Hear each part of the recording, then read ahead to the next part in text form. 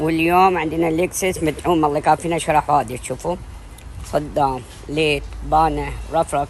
اللي يبي له ميزانيه يسوي له ميزانيه، اللي يبي له تبديل راح يتبدل طبعا، راح ينصبغ يطلع الشغل عدل مدل. وتم تصليح وجهه لكسس. تشوفوا بدنا صدام مع الكت، شك صدام، ليت.